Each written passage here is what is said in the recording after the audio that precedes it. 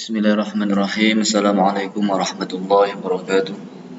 Bismillahirrahmanirrahim. Alhamdulillahirabbil alamin. Allahumma shalli wa sallim wa barik ala sayyidina Muhammadin wa ala alihi wa sahbihi wa sallim ajma'in. Allahumma 'allimna ma yanfa'una wanfa'na bima 'allamtana innaka antal alimul hakim. Walhamdulillahirabbil alamin. Baik, kita sekarang mengkaji tentang kritik matan hadis, paradigma, sejarah, metode, dan aplikasi. Di sini perlu kami sampaikan bahwasannya kritik matan apakah masih diperlukan ketika status hadis itu sudah menjadi sahih. Jadi ketika kita sudah meneliti hadis itu sahih, apakah kita masih perlu mempertanyakan atau mensangsikan atau masih diperlukan sebuah kritik terhadap matan tersebut? Jawabannya adalah iya, kita tetap memerlukan kritik matan karena sesungguhnya kritik matan ini lebih dulu ada daripada kritik sanad. Kritik matan ini sudah ada sejak pada masa Nabi dan kritik matan ini lebih dulu daripada kritik sanad. Anggapan orientalis sebagian atau orang-orang yang mengatakan bahwasannya seingat saya ini dalam ini muqaddimah ada sebuah buku bagus ya, ini hasil penelitian, hasil disertasi insyaallah ini disertasi atau tesis dari Dr. Salahuddin Al-Idribi. Di sini di muqaddimahnya disebutkan ada anggapan bahwasannya Islam itu ulama hadis itu lebih sibuk mengkritik sanad daripada mengkritik matan, atau perkembangan kritik sanad lebih dulu dan itu bisa dibuktikan lewat kitab-kitab hadis. Mustalah hadis coba kita lihat dalam kitab-kitab mustalah hadis ya, Ibnu Shalah dalam kitab-kitab Tadribur Rawi, At-Taqrib dan seterusnya, itu rata-rata hampir tidak menyentuh pembahasan tentang kritik matan. Meskipun sesungguhnya kritik matan itu sudah dilakukan oleh ulama dengan definisi yang ditawarkan oleh Syekh Salahuddin Al-Idribi. Di situ beliau mengatakan bahwasannya syarat hadis sahih itu ada 5. Sanadnya bersambung, rawinya adil, rawinya dhabit, lalu kemudian tidak ada syadz, tidak ada ilat. Tidak ada syadz dan tidak ada ilat itu hubungannya dengan kritik matan. Hanya saja kurang diperdalam, kurang diperluas dan kurang diperjelas. Sehingga ada kesan dari orang-orang barat atau orang-orang orientalis atau orang-orang yang kurang memahami hadis dengan baik mengatakan bahwasannya tidak diperlukan kritik matan atau tidak perlu kritik matan seperti itu. Tapi kita akan belajar, kita akan ketahui bersama sesungguhnya kritik matan lebih dulu ada daripada kritik sanad. Contohnya, saya kasih contoh adalah dalam sebuah hadis ya, dalam kitab Mushkilul Athar di Tahawi, itu asbabul wurud dari kata-kata man kadzaba alayya muta'ammidan falyatabawwa maq'adahu minan nar, ini dalam Muhammad Syamilah saya tunjukkan. Jadi ketika itu ada orang yang ngaku-ngaku dari Nabi ya, diperintah Nabi untuk apa? Punya tujuan untuk melamar seorang perempuan. Akhirnya orang tersebut yang mau dilamar konfirmasi, fantalaqa fanazala mar'a fa arsala ila Rasulullah. Lalu Rasulullah mengklarifikasi, oh kadzaba Abdullah, itu bohong itu. Jadi orang yang ini, jadi ada orang yang ngaku-ngaku utusan Nabi ini ya, mau ini wakana rajulun qad khala minhum. Jadi dia ini mau menghibah, mau meminang melamar perempuan yang dia senangi tapi ngaku-ngaku dari Nabi. Akhirnya orang yang dilamar klarifikasi, lah itu namanya kritik matan. Apakah betul? Lah itu sudah genealoginya itu sudah ada. Jadi klarifikasi itu akhirnya apa? Tidak benar. Maka ucapan dia yang ngaku dari Nabi itu tidak benar. Ya, sehingga Nabi mengatakan, beliau bersabda, in anta wajadtahu hayyan fadrib unuqahu. Kalau kamu mendapati dia hidup, potong aja lehernya, apa? Tebas lehernya, bunuh dia. Nah, tapi kenyataannya wala araka tajrah. Tapi insya Allah kamu nggak akan mendapati dia hidup. Wala araka itu. Tapi Nabi sudah tahu dia itu sudah tidak hidup. Dia sudah ketika didapati oleh sahabat dia sudah dalam keadaan meninggal mayit ya. Nah, maka faharaqau binar, maka dibakar dengan api neraka. Dan dia meninggalnya itu digigit oleh binatang ini, ular, af'a. Famata faharaqau binar. Jadi perlu disampaikan yang namanya kritik matan itu bukan mengkritisi ucapan sabda Nabi, bukan, tapi mengkritisi riwayat yang mengatasnamakan Rasulullah. Karena kalau Nabi yang bersabda, tetap kita tidak bisa menolak dan kita dengan secara pasti menerima kebenaran ucapan beliau. Hanya saja yang mengatasnamakan Nabi, ya, baik dari syaratnya maupun dari ucapannya. Yang kita kritik adalah seperti itu. Jangan sampai disalahfahami. Kritik matan adalah kritik terhadap ucapan Nabi, bukan, ya. Tapi kritik memastikan kalau itu adalah ucapan Nabi. Jadi ini kritik kritik matan pada masa Nabi. Lalu kita akan lihat bagaimana kritik pada masa sahabat, kritik pada masa tabi'in, dan kritik hadis pada masa sekarang. Kita tentunya tidak berlama-lama. Ini hanya sekedar kita supaya memahami tentang beberapa kritik pada masa sahabat, pada masa tabi'in, yang mana saya mukadimai dengan kritik matan pada masa Nabi, ya. Contohnya ini supaya mematahkan anggapan bahwasanya kritik matan tidak perlu, kritik matan itu adalah hasil ijtihad ulama modern, tidak. Tapi itu adalah genealoginya sudah ada sejak masa sahabat, hanya dikembangkan pada masa modern, ya. Kita lihat langsung bagaimana kriteria ini. Bagaimana para sahabat itu dalam melakukan kritik matan di masa itu. Kita lihat langsung di halaman ini, ini kritik pada masa sahabat. Nah, langsung saja, apa ciri-cirinya? Para sahabat itu juga mempunyai ciri khas, yaitu memerintahkan untuk menyedikitkan riwayat supaya tidak salah, khasyata ayyukhti'a as-sahih fi hadithihi. Nah, ini perhatikan dari Ibnu Mulaikah, sesungguhnya As-Siddiq radhiyallahu anhu, Abu Bakar As-Siddiq, ya, beliau mengumpulkan orang setelah wafatnya Rasulullah. Faqala innakum tuhaditsuna, sesungguhnya engkau nanti akan berbicara hadis, ucapan yang engkau sandarkan kepada Rasulullah. Hadis-hadis, ucapan-ucapan yang banyak engkau saling berbeda pendapat. Maka orang-orang setelah kalian itu akan lebih banyak berbeda lagi. Maka jangan sampai engkau terlalu banyak membacakan hadis atas nama Rasulullah. Ya, maka kalau ada orang bertanya, sudah faqulu, sampaikan saja, baina wa bainakum kitabullah, fasahalu halalahu wa harramu haramahu. Kemudian yang kedua dari Imam Syafi'i an Quradah bin Ka'ab radhiyallahu anhu qala lamma sayyarna Umar ila al-Iraq, ketika Sayyidina Umar menugaskan kita ke Irak, ya, kami berjalan. Faqala atadruna lima syai'atukum, qalu takrimatan lana, qala ma'dzalika innakum ta'tuna ahla qaryatin lahum dawiyan ila akhirih. Jadi kesimpulannya adalah kenapa saya mengutus kalian, ya, ketika beliau mengirim sahabat tersebut, ya, karena kami mendapat keistimewaan. Lalu kemudian Sayyidina Umar, beliau mengatakan, sesungguhnya kamu nanti akan datang kepada sebuah ahli desa yang mana mereka ini kebiasaan mereka ngaji Al-Quran, ya, suara Quran lah. Maka jangan sampai engkau halangi mereka dengan hadis. Artinya jangan sampai kesibukan mereka membaca Quran engkau palingkan dengan hadis. Maka jaridul Quran wa aqal riwayah, sedikitkan riwayat dari Nabi. Maka dari itu Sayyidina Umar memerintahkan untuk menyedikitkan riwayat.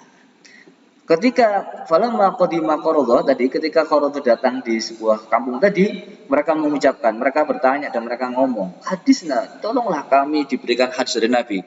Qala, Quradah tadi mengatakan apa? Nahana Umar, kami dilarang oleh Sayyidina Umar. Jadi sahabat itu meskipun tahu banyak hadis, tapi khawatir menyampaikan karena khawatir banyak orang nanti berbeda pendapat atau berbeda dalam menyampaikannya. Dari Anas bin Malik ini banyak tadi, silakan dibaca sendiri, ya. Ya, saya ini yang membuat saya tidak mau membacakan hadis yang banyak itu karena Rasulullah bersabda, barang siapa yang berbohong padaku maka tempatnya adalah neraka. Yang kedua, itu ciri yang pertama. Yang kedua adalah mencari bukti syahid. Contohnya adalah riwayat dari Qabisah bin Du'aib. Beliau mengatakan, seorang nenek datang kepada Abu Bakar radhiyallahu anhu. Dia tanya tentang bagian warisnya. Maka Abu Bakar radhiyallahu anhu, beliau ini menjawab, saya tidak melihat bagianmu di Al-Quran. Jadi kamu nggak dapat apa-apa. Dan saya juga tidak tahu Rasulullah memutuskan siapa memutuskan bagian miras untuk seorang nenek, maka kamu kembali dulu sampai saya tanya kepada orang. Maka Abu Bakar bertanya kepada orang-orang, maka Mughirah bin Syu'bah mengatakan, oh ya, saya menghadiri majelis Rasulullah, sesungguhnya Rasulullah memberikan bagian seorang nenek adalah 1/6. Maka Abu Bakar nggak percaya langsung, ya, apa kamu punya saksi selain kamu? Hal maka gairuk? Maka Muhammad bin Maslam al-Ansari berdiri. Oh iya, betul. Yang dikatakan Mughirah itu betul. Maka Abu Bakar radhiyallahu anhu itu memberikan bagian 1/4 kepada seorang nenek tersebut. Jadi kritik matan artinya klarifikasi matan dilakukan dengan cara apa? Dengan cara saksi. Kan dulu belum ada tulisan, komputer belum ada, seterusnya itu. Cuma ada alat-alat yang canggih seperti sekarang. Maka klarifikasinya dengan menggunakan itu. Yang ketiga, apa cara mengklarifikasi kebenaran matan? Cara klarifikasi kebenaran matan adalah apa? Dengan melakukan perjalanan yang jauh untuk memastikan sebuah hadis. Nah, contohnya ini, Atha bin Abi Robah, Abu Ayyub radhiyallahu anhu pergi ke Uqbah bin Amir dan dia itu di Mesir. Tujuannya apa? Dia hanya kepingin tanya satu hadis yang dia dengar dari Rasulullah SAW, yang mana tidak satupun orang yang melihat, yang mendengar hadis itu kecuali Uqbah bin Amir. Nah, diceritakan lagi, menariknya, perhatikan di sini ya. Jabir bin Abdullah, beliau mengatakan, mengisahkan, saya itu dapat hadis dari seseorang yang dia dengar dari Rasulullah. Maka saya itu membeli kendaraan, onta, lalu kemudian saya melakukan perjalanan yang jauh, ya. Saya untuk perjalanan itu memakan waktu sampai sebulan, sampai saya datang ke negeri Syam. Faidah Abdullah bin Unes, ternyata orang yang tersebut adalah siapa? Abdullah bin Unes, dan aku katakan sama penjaga pintunya, sampaikan kepadanya Jabir bin Abdullah berada di pintu, ingin mendengar hadisnya. Jadi ingin mengklarifikasi hadis. Jadi sebenarnya Jabir mengenal hadis dari orang yang orang itu dengan Rasulullah, ditelusuri sampai ke sana. Nah, untuk memastikan kalau itu dari Rasulullah. Yang keempat, istikhlaf dengan sumpah. Jadi untuk memastikan hadis dari Nabi, caranya adalah dengan sumpah. Nah, kalau kita kan nanti kalau di makalah yang sudah disampaikan tadi, metode Prof. Ismail, metode Muhammad Al-Ghazali, dan metode Syekh Al-Qaradawi itu beda-beda ya. Al-Istiqlal dengan Quran dan seterusnya. Nanti akan kita lihat juga. Ini metode sahabat. Jadi kesimpulannya kritik matan itu perlu. Ini untuk menjawab pertanyaan itu dulu. Istikhlaf ini apa? Sumpah. Disampaikan ya, sesungguhnya Sayyidina Ali itu mengatakan, kuntu saya kalau mendengar dari Rasulullah hadis, maka saya itu akan menyumpah orang yang mengatakan kalau dia itu mendengar hadis dari Rasulullah SAW. Kalau dia bersumpah, saya percaya. Ya, ila akhirih. Jadi ini cara Sayyidina Ali. Contohnya ini. Wasaddaqa Abu Bakar qala sami'tu Rasulullah sallallahu yaqul, ini contohnya. Ma min 'abdil muslimin yuznibu dzamban tsumma yatawalla wa yastaghfiru adain astaghfirullah illa ghafarallahu lahu. Ini contohnya. Yang selanjutnya, ini langsung kita yang kelima adalah menjaga hadis dari campur tangan orang yang ingin merusak dari dalam. Contohnya misalkan di sini an Mujahid ya, ja'a Bushair al-Adwi ila Ibn Abbas faja'al hadis yaqul. Dia ini jadi Bushair al-Adwi ini datang ke Ibn Abbas dan dia itu membaca hadis dan mengatakan qala Rasulullah SAW, tapi Ibn Abbas tidak mengizinkan dia untuk bicara hadis dan tidak melihat kepadanya. Faqala, Ibn Abbas, kenapa engkau tidak memperhatikan saya? Kenapa engkau tidak mendengar saya membaca hadis? Sedangkan saya ini membaca hadis dari Rasulullah. Dan kalau nggak mendengar, apa kata Ibn Abbas? Sesungguhnya kami ini, kalau kami dulu itu, kalau mendengar laki-laki orang yang mengucapkan qala Rasulullah SAW, ya, maka kami semuanya itu bersegera untuk konsentrasi mendengar dengan penuh konsentrasi. Dan kami betul-betul fokus mendengar dengan telinga kami. Tapi, ya, ketika manusia sudah banyak yang tertimpa kesulitan dan banyak masalah, maka kami tidak mengambil hadis dari orang kecuali apa yang sudah kita ketahui bersama. Nah, itu caranya, metode sahabat dalam melakukan klarifikasi matan atau bahasa kerennya kritik matan. Yang keenam, taqyidul ilmi bil kitab, yaitu apa? mengikat ilmu dengan tulisan. Nah, jadi ini beberapa para sahabat. Contohnya Rasulullah bersabda, Umar bin Khattab, beliau mengatakan, qayyidul ilma bil kitab, ikatlah ilmu dengan tulisan. Wa kadzalika riwayat Anas bin Malik sahih min qawlihi wa usnida min tariqi Sumama an Anas. Anas mengatakan, beliau dawuh qayyidul ilma bil kitab. Ini ucapan sahabat-sahabat untuk memastikan jangan sampai hadis itu hilang. Ra'aitu Abdullah bin Abbas ma'ahu al-wah yaktubu 'alaiha 'an Abi Rafi' syai'an min fi'li Rasulullah sallallahu alaihi wasallam. Sayyidina bin Abbas, dan dia ini punya tulisan kertas ya yang ditulis dari perbuatan Rasulullah sallallahu alaihi wasallam. Ini beberapa ciri bagaimana sahabat menjaga hadis tersebut. Nah, bagaimana metode mereka dalam kritik terhadap matan hadis? Sama dengan metodenya Syekh Qaradawi, metodenya Syekh Al-Idlibi, dengan metodenya ulama yang lain. Syekh Al-Ghazali yang pertama kali mensinkronkan hadis dengan Al-Quran. Kalau ada hadis kok mukhalafah Quran, dari pakai sama sahabat. Contohnya ini dari Sahih Muslim. Perhatikan ya, Sahih Muslim. Yang tadi Abi Salamah bin Abdurrahman an Fatimah binti Qais, anna Amr bin Hafiz, sesungguhnya Amr bin Hafiz menceraikan istrinya dan wa huwa ghaib. فأرسل إليها وكيله بشعير فسقطته فقال والله ما لك على من شيء. Lalu kemudian perempuan ini datang kepada Rasulullah. Fadzakarat dzalika lahu, suaminya menceraikan tapi tidak ada jarak jauh gitu ya, menceraikan lewat wakilnya. Lalu kemudian kata Rasulullah, perempuan ini datang kepada Rasulullah menyampaikan itu, apa kata Rasulullah? Kalau begitu kamu tidak dapat nafkah. Ini hadis Muslim. Jadi diceraikan dapat nafkah. Apa yang terjadi? Wa fi riwayah la nafaqata laki wala sunnah, kamu tidak dapat nafkah dan dapat tempat tinggal. Wa fi riwayah, tapi dalam akhir riwayat Ibnu Syihab dari Abi Salamah, Urwah mengatakan sesungguhnya Sayyidah Aisyah mengingkari riwayat dari Fatimah binti Qais, ya, mengingkari itu. Ini kan riwayatnya dari Fatimah binti Qais. Jadi ini yang diceraikan siapa? Fatimah binti Qais. Jadi Fatimah binti Qais mengatakan diceraikan oleh Abu Amr bin Hafiz itu. Tapi secara waib, ya artinya cerai secara wakil, lalu kemudian dia nggak senang, lalu menyampaikan kepada Rasulullah, dan Rasulullah mengatakan kamu tidak mendapatkan nafkah dan tidak mendapatkan tempat tinggal. Apa yang terjadi? Ternyata wa fi lafzi lil Bukhari min tariq Qasim bin Aisyah anha qalat ma li Fatimah alla tattaqillah, yakni fi qawliha la sunnah wala nafkah. Sayyidah Aisyah enggak terima mengkritisi dengan ucapan Sayyidina dengan ucapan Fatimah bin Qais. Apa Fatimah bin Qais ini ngomong apa dia? Apa dia enggak takut kepada Allah? Bagaimana seorang perempuan yang menceraikan suaminya enggak dapat tempat tinggal dan nafkah? Ini enggak benar. Nah, gitu ya. Enggak benar.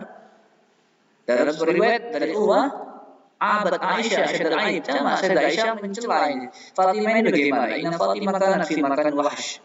Ya, jadi enggak benar ini. Kesimpulannya adalah riwayat dari Sahih Muslim menyebutkan Fatimah bin Qais mengatakan perempuan yang diceraikan, artinya dia diceraikan oleh suaminya, dan kata Rasulullah tidak dapat nafkah, tidak dapat tempat tinggal. Tapi ini tidak dibenarkan, tidak diterima riwayatnya karena bertentangan dengan Al-Quran. Apa Al-Qurannya? Nah, ini dalam Al-Qurannya adalah firman Allah, la tukhrijuhunna min buyutihinna wala yakhrujna illa ayyatina bi fahishatin mubayyinah. Dan menurut yang lain tu askinuhunna min haythu sakantum min wujudikum. Qala wa fil Nisa'i, dalam riwayat Nisa'i ya, qala Umar in ji'ti bi syahidaini yashhadani annahuma sami'ahu Rasulullah wa illa lam nasrika walli qadra. Kalau kamu datang dengan dua saksi yang dua-duanya itu mendengar dari Rasulullah, kami terima. Tapi kalau kamu itu tidak mendapatkan dua saksi atas ucapanmu, maka kami tidak akan menerima ucapanmu, dan kami tidak akan meninggalkan firman Allah gara-gara ucapan seorang perempuan. Karena Allah sudah berfirman, la tukhrijuhunna min buyutihinna. Jadi perempuan yang cerai tetap harus disediakan tempat tinggal. Ya. Ila akhir. Jadi enggak diterima. Kenapa enggak diterima? Karena mukhalafah dengan Al-Quran meskipun sahih. Ini contohnya. Nanti ada contoh yang kedua. Contoh yang kedua adalah ini, saya kasih contoh aja langsung supaya ini. Dalam sebuah riwayat ini ya, dalam sebuah riwayat yang sahih innal mayyit yu'adzabu bi ba'dhi bukai ahli alaih. Sesungguhnya mayit itu disiksa karena tangisan keluarganya. Qala Ibnu Abbas, ketika falamma mata Umar, ketika Sayyidina Umar wafat, zakartu dzalika li Aisyah. Saya sampaikan yang mengucapkan yang riwayat dari Ibnu Umar. Ketika Sayyidina Umar wafat, saya sampaikan kepada Sayyidah Aisyah, faqalat, yarhamullah Umar, Rasulullah Umar, wallah enggak begitu. Ma hadatsa Rasulullah SAW, Rasulullah sama sekali enggak mengucapkan seperti itu. Tapi sesungguhnya apa? Sesungguhnya Allah Rasulullah mengucapkan seperti itu, yaitu apa? Allah tidak menyiksa seorang mukmin dengan tangisan satu keluarganya, tidak. Tapi Rasulullah bersabda apa? Innallaha yazidul kafira 'adzaban bi bukai ahlihi alaih. Tapi sesungguhnya Allah apa? Sesungguhnya Allah itu menambah siksa bagi orang kafir dengan tangisan keluarganya. Wa qala Aisyah mengatakan hasbukum al-Qur'an, cukuplah Al-Qur'an. Apa? Wala taziru waziratu wizra ukhra. Dosa orang itu nggak bisa ditanggung oleh orang lain. Artinya orang yang berdosa, ya dia yang menanggung, bukan orang lain. Nah, ini yang akan surganya itu yang mayit, ini kan tidak benar. Kalau Ibnu Abi Malika, fa wallahi ma qala Ibnu Umar min syai'. Wa fi riwayat ukhra faqalat Aisyah, riwayat yang lain ya dari Sayyidah Aisyah, yaghfirullahu li Rahman, Allah semoga mengampuni Abi Rahman bin Umar. Ama ana lam yakdzib. Dia itu enggak berbohong, walakinnahu nasiya, tapi dia itu lupa. Allah kalau salah. Yang benar gimana? Sesungguhnya Rasulullah itu lewat atas jenazah orang Yahudi yang ditangisi. Lalu kemudian Rasulullah bersabda, sesungguhnya mereka menangisi mayit tersebut dan mayit itu sedang disiksa di kuburannya. Jadi gitu. Bukan kok ada mayit itu disiksa karena tangisan keluarganya. Jadi hasbukum al-Qur'an, benar riwayat itu. Kenapa? Karena Allah sudah berfirman, enggak mungkin orang yang berbuat dosa sedang orang lain yang menanggung. Jadi kalau yang berbuat dosa ya menanggung A, bukan kok B. Seperti itu. Fa fi hadis Umar, maka hadis nomor ini ada sesuatu yang mukhalafat terhadap zahirul Qur'an. Dan Sunan Nabawiyah. Kadzalika fa fi katsirin min al-hadits ila akhirih. Maka dari itu tidak benar ya orang yang wafat kemudian dengan keluarganya lalu disiksa, itu tidak. Itu contohnya. Yang kedua, kritik riwayat dengan sababul wurud, dengan memberikan bukti-bukti koordinat dari Al-Qur'an. Contohnya misalkan di sini. Ini sudah akhrajahu Muslim ini ya. Bisahihi balasnadi. An-Nafi' bin Umar sudah saya sampaikan. Ila akhirnya hadis sahih Muslim. Ini ila akhirih sudah sama dengan semua tadi. Lalu kemudian kita lanjutkan lagi metode sahabat dalam mengkritik hadis. Versi ini ya. Taswibur riwayah bi dzikri baqiyil hadis ma'a qara'il amal ala khilafiha. Contohnya Nabi sallallahu alaihi wasallam naha an qira'il mazar. Rasulullah sabda, sesungguhnya Rasulullah SAW itu melarang orang untuk menyewa tanah untuk dibuat bertanam. Di sini faqala Ibnu Umar, qad alimtu, saya tahu sesungguhnya kami itu saling apa? Menyewakan ladang kami pada masa Nabi. Ya kan? Bima al-arbi'a, dengan seperempat bagian minat tabani ila akhirih. Maka dari Sayyidina Umar juga sesungguhnya wa anhu Ibnu Umar, dari Ibnu Umar gimana? Anak Ibnu Umar, sesungguhnya Ibnu Umar itu juga menyewakan apa? Menyewakan ladangnya pada masa Nabi. Dari Abu Bakar juga Umar, Utsman, Wasadron bin Imarati, Muawiyah. Jadi ini enggak benar. Maka Urwah bin Zubair mengatakan qala Ibnu Sabit, ya Rasulullah Rafi' bin Khadij. Semoga Allah mengabulkan Rafi' bin Khadij, ana wallahi demi Allah saya tahu hadis itu. Itu gimana masalahnya? Masalahnya itu di sini. Sesungguhnya ada dua orang yang saling berbeda pendapat, saling berantem ya. Saling berantem, maka Nabi bersabda, jika seperti ini keadaanmu berantem terus, maka janganlah saling menyewakan ladang. Jadi kalimat jangan menyewakan ladang itu untuk orang yang saling berantem bisa damai, tidak ketemu solusi di antara keduanya dalam hal penyewaan. Begitu seperti itu. Jadi ya, bila akhiri. Kemudian metode sahabat lagi apa untuk dalam memastikan matang? Arruju' ila aqsin nasi ilman bil hadis. menanyakan kepada orang yang paling ahli di bidang hadis ketika ada perbedaan pendapat. Nah, ini contohnya ini. Rawa Muslim bisanadihi an Nabi Burdah an Nabi Musa al-Asy'ari qala ikhtalafa fi dzalika rahtul muhajirin, ada sekelompok orang muhajirin dan ansor ini berbeda pendapat. Maka orang ansor mengatakan tidak wajib mandi kecuali keluar air mani, dan orang muhajir mengatakan meskipun nggak pernah mandi wajib mandi kalau sudah ketemu itu khilafnya itu ya dalam Syafi'iyah.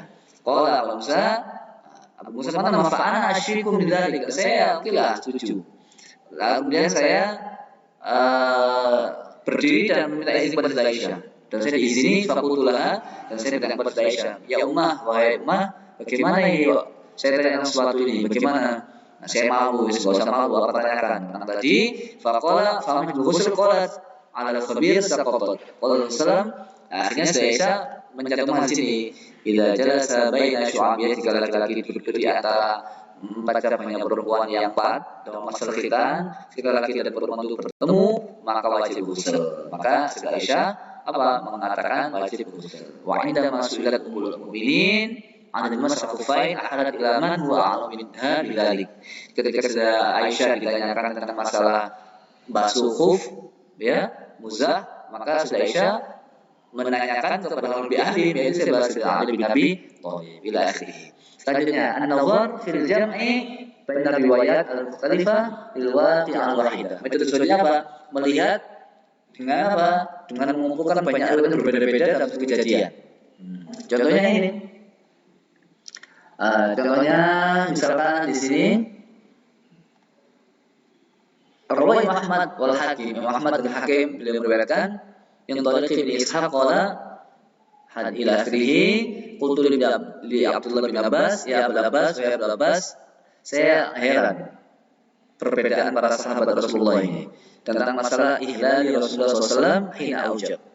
Faqala inni la'lamu nas bidzalik innama kanat min Rasulullah SAW hajjatan wahidatan famin hunaka ikhtalafu. Mereka berdebat masalah apa? Ihlanya Rasulullah ketika diwajibkan. Maka Rasulullah keluar hajjan dalam keadaan haji, falamma shalla fi masjidihi bil khulaifah rak'ataini aujaba fi majlisihi fa ahalla bil hajj. Maka beliau ini ihlal haji hina faraqa min rak'ataihi fa sami'a dzalika min aqwamun fa hafidhu anhu thumma rakiba falamma saqalat bihi naqatuhu ahalla wa adraka dzalika min aqwam wa dzalika anna an-nasa innama kanu ya'tuna arsala fasami'u hina istaqalat bihi naqatuhu yuhillu faqalu innama ahalla Rasulullah hina istaqalat bihi naqatuhu thumma Rasulullah falamma ala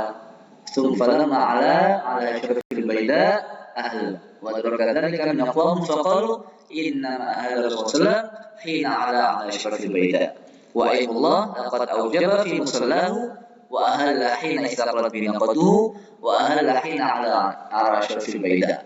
Faman akhadha bi qawli Abdullah bin Abbas ahalla fi musallahu idza faragha min rak'ataihi.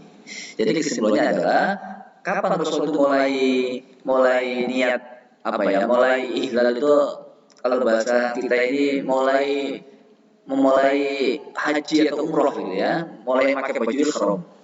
Nah, kapan mulainya? Ini ulama sahabat berpendapat. Faqala ini la'lamu an-nas bidzalik. Innaha kanat min Rasulullah hajjatan wahidah. Hanya satu haji saja. Rasulullah kan cuma satu haji. Tapi ulama berbeda pendapat kapan mulai ihlal syuru' memakai ihram haji itu. Karena Rasulullah haji cuma sekali. Tapi kenapa kok beda-beda mulainya? Akhirnya tadi sudah saya baca, kesimpulannya adalah dari sini apa? Demi Allah yang terakhir ini ya. Kalau menurut versi Ibnu Abbas di sini Rasulullah itu mulai ihlal ketika di Masjid Dzul Khulaifah, lalu setelah salat 2 rakaat baru mulai ihlal, mulai niat ihram haji. Di sini wa ayyullah laqad aujaba fi sallahu wa ahalla hina saqadamu. Jadi beliau ini seakan-akan sudah mulai niat haji sebelum salat ya. Ila akhir. Ini contohnya. Jadi kesimpulannya di sini sudah ada beberapa kritik matan dan itu perlu dilakukan kritik matan. Selanjutnya adalah eh, ulama kita nanti bisa dilihat dalam kitab ini, sesungguhnya para ini ada juga kitab Maqayi Sunnah di Mutuni Sunnah, ini juga hasil penelitian disertasi oleh Syekh Abdullah Musa Al-Adamini. Beliau memberikan beberapa kriteria. Di sini ada ketikmatan menurut sahabat, ini berbeda lagi versinya, yaitu sama dengan yang lainnya, mirip tapi nggak sama, memastikan hadis dengan Al-Quran. Tentang ta'lim mayit ya, memastikan Al-Quran sunnah dengan sunnah yang lainnya. Ini contoh-contohnya sudah ada. Melihat dengan akal ya, dengan logika. Juga ini keliru. Ini yang ini adalah standar kritik mata menurut muhaddisin. Ini bukan fakir muhaddisin bukan ini. Karena hadis dan muhaddisin. Saya kira tidak terlalu panjang, sudah setengah jam. Langsung saya mau ke sini. Saya mau ke ini. Sesungguhnya hadis yang sahih sanadnya belum tentu matan yang sahih. Dan matan yang sahih belum tentu sanadnya sahih. Ya. Jadi perlu diperhatikan. Perhatikan di sini dulu. Ini saya tulis di Samila di sini, sudah saya lihat tadi. Ini sudah tahu ya. Langsung ke sini. Perhatikan. Di sini kalau ada hadis itu yang dhaif, ini dalam kitab Ibnu Nawawi ya. Kalau ada hadis dengan sanad yang dhaif, kamu mengucapkan hadisnya dhaif dengan sanad ini, jangan mengucapkan dhaif mata. Jangan mengucapkan matanya dhaif hanya karena dhaif sanadnya. Kecuali kalau kamu sudah betul pastikan ya. Kecuali kalau ada seorang imam ahli hadis yang mengatakan ini hanya ada satu wajah saja, satu riwayat saja. Ya. Ini enggak ada lagi jalan. Jadi boleh jadi hadis ini sahih tapi dengan sanad ini sahih, tapi hadis ini dengan sanad ini dhaif, tapi dengan sanad yang lain gini, kebalikan. Jadi boleh jadi hadis ini dhaif dengan sanad ini, tapi ada lagi hadis dengan lafaz yang sama maknanya, sama lafaznya, maknanya sama, tapi sanadnya sahih. Jadi yang benar gimana? Jika kamu melihat hadis dengan sanad dhaif, kamu hanya mengucapkan gini, ini hadis itu dhaif dengan sanad ini. Jangan mengucapkan dhaif matanya, karena boleh jadi ada matan yang sahih dengan sanad yang sahih. Li mujarradil fi dzalika isnad.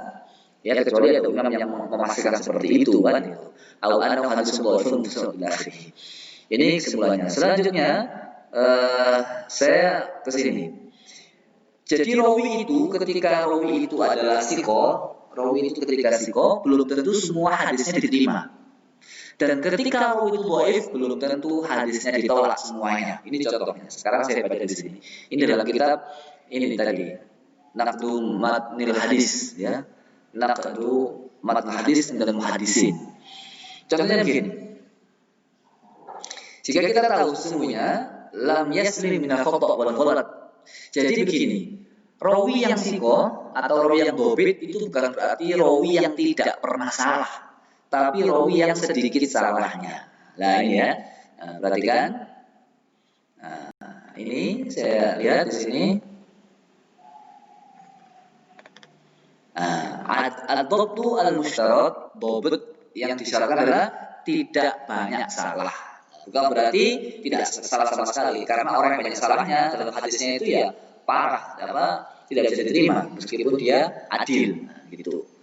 Ini perlu dikatakan kuncinya dulu. Selanjutnya maka dari itu, karena tidak semua orang itu bisa lepas dari kesalahan, oleh karena itu semua rawi yang sikoh belum tentu diterima hadisnya, dan semua rawi yang dhaif tidak tentu semuanya ditolak. Contohnya di sini saya kasih beberapa ilustrasi perkataan Syekh Al-Madribi. Jika kita ketahui sesungguhnya tidak ada yang bisa dipastikan selamat dari kesalahan, kabiru ahadun imam meskipun ulama besar ya, sebagai materi yang disampaikan, apakah kita bisa memastikan semua riwayat orang siko itu sihah atau sahih? Nah, di sini kita bisa melihat bahwasanya tidak. Ya, tidak semua ini. Wa dzalika annahum kanu ulama itu meriwayatkan dalam sahih kullama rawu siko. Ya. Jadi mereka ini enggak selalu semuanya meriwayatkan apa yang diriwayatkan si ini sahih tidak. Bal yantakuna, mereka itu milih-milih, memilah-milah yang dianggap selamat dari kesalahan. Ya, itu. Kita lihat lagi takbirnya. Di sini kita lihat bahwasanya apa? Maka min rawin sikotin, berapa banyak rawi yang sikot yang dijadikan hujah oleh Bukhari Muslim, tapi oleh Imam Bukhari Muslim masih ada ya. Tapi Imam Bukhari Muslim sendiri sebagai hadisnya tidak diambil, sebab itu menjauhkan. Berapa banyak rawi yang dhaif yang dijauhkan hadisnya, yang dijauhkan oleh Imam Bukhari Muslim tidak pakai hadisnya, tapi Imam Bukhari Muslim mengambil hadisnya dari orang dhaif itu.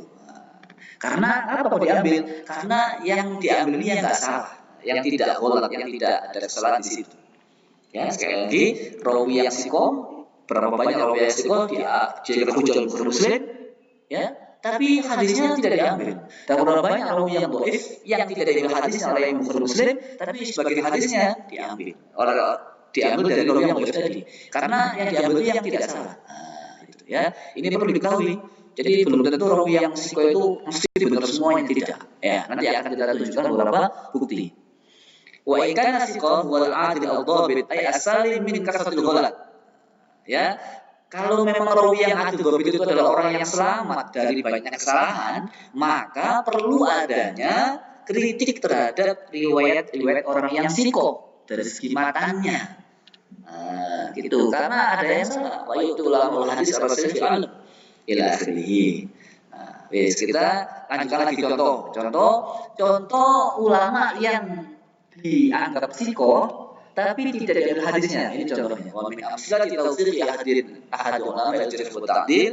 Contoh ulama jarh wa ta'dil mentausikkan, meyakinkan bahwa itu sikoh, tapi dikritik dalam salah satu riwayatnya, yaitu apa yang disebutkan oleh Imam Adzhabi dalam terjemahan Naim bin Hamad al-Khuzai. Ini Naim bin Hamad ini orang sikoh, min rijal Abi Dawud wa Tirmidzi dan Majah, ya, termasuk gurunya Abu Dawud, Tirmidzi dan Majah. Dan yang Bukhari juga meriwayatkan dari Hamad al-Khuzai. Ba'da an saqal hadis taftariqu ummati ala bid'ain wa sab'ina firqatan a'zamuha fitnatun ala ummati a'zamuha fitnatan, ini fitnatan tamyiz ya, a'zamuha fitnatan ala ummati qaumun yaqisuna al-umura bi ra'yihim fa yuhilluna al-haram wa yuharrimuna al-halal. Mereka bagaimana ditanya tentang hadis ini? Faqala, hadis ini enggak punya dasar. Loh, bagaimana? Qila fa Naim, bagaimana, apakah Naim itu sikoh? Qala, iya sikoh dia itu. Tapi bagaimana seorang sikoh menyampaikan hadis dengan batil? Qala, ya dia itu syubhah lahu. Syubhah artinya apa? Dia itu salah. Wahai itu annahu taba'a salah seorang dari hadis Syekh Isa bin Yunus fa inna Dzahabi, yang Dzahabi mengatakan tidak adanya kesalahan, tidak ada kesalahan dari Naim bin Hamad, ada kesalahan dari gurunya siapa? Isa bin Yunus. Jadi meskipun sikoh tapi juga pernah ditolak. Itu contohnya. Selanjutnya saya kasih contoh konkret tentang bagaimana kesalahan-kesalahan yang ada dalam kitab Sahih Muslim, dalam kitab Sahih Bukhari yang ditulis, yang dipastikan dan yang tidak dipastikan. Contohnya ini. Nabi ditanya, "Su'ila an shaumi yaumil Itsnain." Nabi ditanya puasa hari Senin. Nabi bersabda, "Itu hari saya dilahirkan dan itu adalah hari saya diutus." Semua kalau Muslim lalu Muslim mengatakan, hadis ini riwayatnya Syu'bah. Ketika ditanya tentang masalah puasa hari Senin dan Kamis, kami diam. Kami diam dari Dzulhijjah Khamis. Artinya apa? Kalimat Kamis ini tidak ada, hanya cukup Senin saja. Maka kami melihat itu adanya kesalahan. Wa qala Nawawi fi syarhihi, qala Qadhiyat rahimahullah, inna ma tarakahu wa sakata an bi qawli fi wulidtu wa fi bu'itsu aw unzila alaihi. Jadi kalimat Kamis itu tidak muncul dalam riwayat kan riwayat Syu'bahnya ada Kamisnya ini. Tapi Imam Nawawi itu salah, yang Syu'bah ini salah. Karena apa? Yang ditanyakan tentang puasa Kamis, tapi jawabannya adalah cuma hari yang saya dilahirkan atau diutus, diturunkan Al-Quran, atau diutus oleh Allah, Nabi itu. Maka Kamis tidak ada, karena Kamis itu bukan hari saya dilahirkan. Maka Kamis itu ada kesalahan rawi, ada tambahannya. Wahada inama huwa fi Itsnain ila akhirih. Ini contoh dalam Sahih Muslim. Contoh dalam Sunan Abu Dawud. Kesalahan. Kullu, setiap laki-laki rohinatun, itu tergantikan oleh akikahnya, disembelihkan hari ke-7 sebagai kambing ya, dan dipotong kan rambutnya wahid mayitnya dikasih darah. Ini riwayat Qatadah ya. Hadatsana Qatadah. Fakana Qatadah Imam Qatadah kalau ditanya tentang darah, bagaimana diapakan darahnya qala? Ya kalau kamu menyembelih akikah, kamu ambil darahnya, lalu kemudian kamu taruh di ubun-ubun bayi. Ya, sampai darahnya itu mengalir dari kepala seperti kayak khoid itu benang. Nah, kemudian dibasuh. Abu Daud mengatakan ini salah ini kesalahan dari dari Hammam. Wah itu yang benar itu apa? Wakil Abu Daud enggak benar, yang benar itu apa? Yusama, dikasih hari. Jadi hari ke-7 itu disembelihkan kambing dan dikasih nama, bukan Yudma. Jadi Yudma ini kesalahan dari rawi Hammam. Hammam ini orangnya sikoh. Itu kesalahan rawi. Selanjutnya, langsung saja ini terlalu lama kita.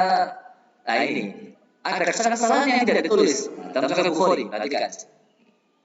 Di sini disebutkan sesungguhnya Rasulullah itu menikahi Sayyidah Maimunah dalam keadaan muhrim ihram. Ini berarti kan Al-Bukhari ya. Rasulullah menikahi Sayyidah Maimunah pada ihram. Tazawwuj. Wa rawahu Muslim. Muslim juga meriwayatkan dari Abi Sya'sa an Ibnu Abbas ila akhirih. Tapi hadis itu tidak sesuai dengan riwayat Sahih Muslim yang mengatakan bahwasanya Nabi itu melarang untuk menikahi la yankihul muhrim wa la yunkih wa la yaktib. Orang muslim itu nggak boleh nikah, nggak boleh menikahkan, nggak boleh melamar. Ini apa ini? Yang benar yang mana ini? Ada pun Sayyidah Maimunah, beliau mengatakan sendiri, ya, rawa Muslim, Imam Muslim juga meriwayatkan juga, Abu Daud juga meriwayatkan, yang juga meriwayatkan Rasulullah itu menikahi Sayyidah Maimunah dalam keadaan halal. Orang Tirmidzi yang juga meriwayatkan sesungguhnya Rasulullah itu menikahi Sayyidah Maimunah dalam keadaan halal. Maka di sini ada kesalahan. Yang Bukhari berarti terbukti pelaku mencatatkan hadis yang tidak sahih secara matanya. Karena apa? Rasulullah sendiri melarang dan sendiri mengatakan saya tidak Rasulullah keadaan halal. Kuntu ana ar-rasul fima bainahuma. Ya. Wa huwa halal wa nabi wa halal. Maka di sini ada apa? Maka riwayat yang pertama itu adalah kesalahan. Wa dzalika li muwafaqati sanad dari as-sahih.